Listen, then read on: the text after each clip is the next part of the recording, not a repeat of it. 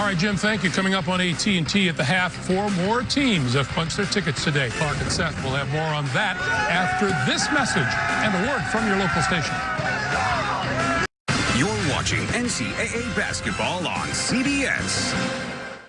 CBS Sports presents AT&T at the half. AT&T, giving you more for your college basketball fame.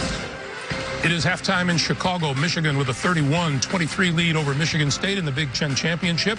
Welcome to AT&T at the half, everyone. Greg Gumbel, Clark Kellogg, Seth Davis. It was obvious from that last interview that we heard with Tom Izzo, he's not going to use anything like the injury to Kyle Ahrens as an excuse. But if there's a coach who really didn't want to see another injury hit his team, it's Tom Izzo. Yeah, it just deflates you. I mean, you know what Kyle Ahrens has gone through. This Michigan State team has dealt with a ton of injuries as well. So it's disheartening and disappointing and sad, quite honestly. But the game is still to be played, and that's Tom Izzo's approach. He's going to try to regroup. And in that first half, a lot of credit goes to Michigan. I mean, they have not been efficient offensively in the prior 2 games against Michigan State, and today they've been outstanding. 10 assists on 11 made baskets. Izzy Brazdakis has 12 points, moving without the ball, spraying the 3.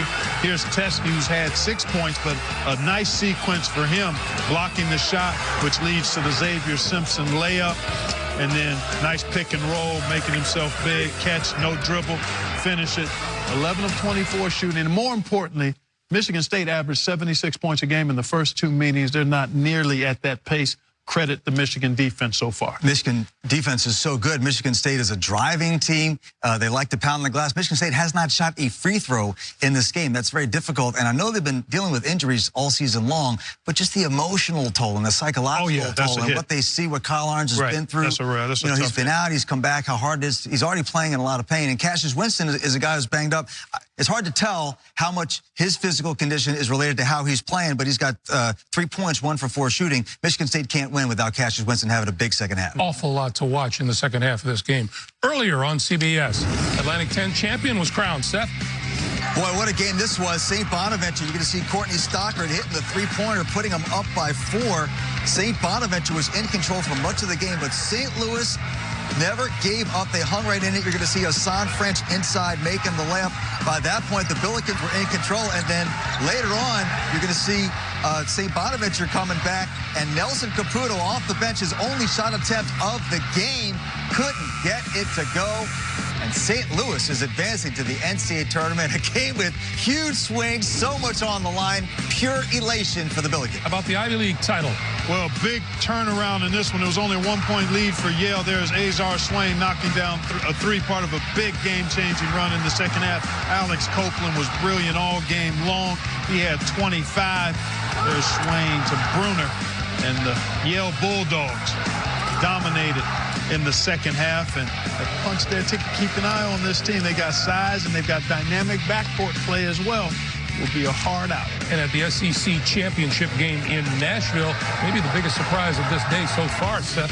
Well, someone forgot to tell Auburn that this was just going to be a coronation for Tennessee to an SEC title and a #1 seed, because Tennessee came out flat, they came out sloppy, and the Auburn Tigers were there to capitalize. They were outstanding in transition. You're going to see D'Angelo Purifoy nailing the corner 3.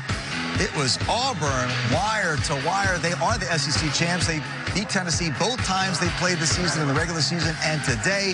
And so the question will be, will Tennessee maintain its #1 seed? Clark has all the answers. I'm just a witness. Take a look at the teams already punching their tickets to the NCAA tournament. Some familiar names still missing from that list, but we're going to get some. Yeah, we're going to fill it out. It's closing in on that one being completely done. And then the real show with the 36 at-large teams. By the way, with Auburn up there, you know Charles Barkley is going to be insufferable, don't you? Well, just as congratulations, Chuck. I know you're happy for the Tigers. Impressive win. Other times he's just sufferable. We'll take a timeout and have more on AT&T at the half after this.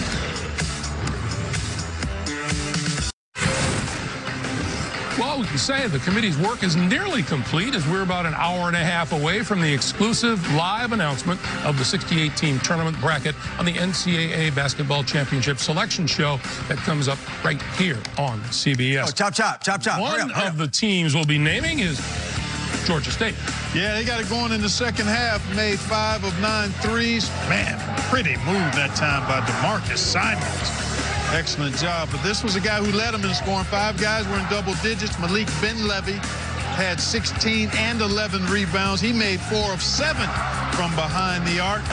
And the Panthers celebrating a trophy and a ticket to the dance. How about the American Championship, Seth? Well, both these teams are certainly going to be in the tournament. One gets the automatic qualifier. That's Corey Davis hitting the three-point shot. Houston won both regular season meetings this season. And, of course, maybe an outside chance at a 2 seed. I doubt it, but they're certainly trying to see Keith Williams for Cincy getting the steal in the flush. The Bearcats right now leading by 7. All right, let's look ahead to the second half of Michigan State.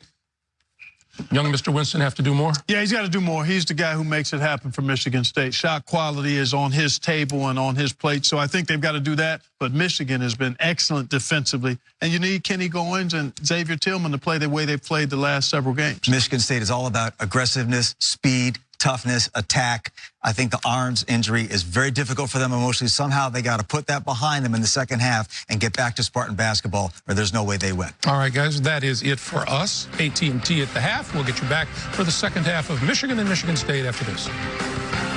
Thank you for watching AT&T at the half. AT&T, giving you more for your college basketball fame.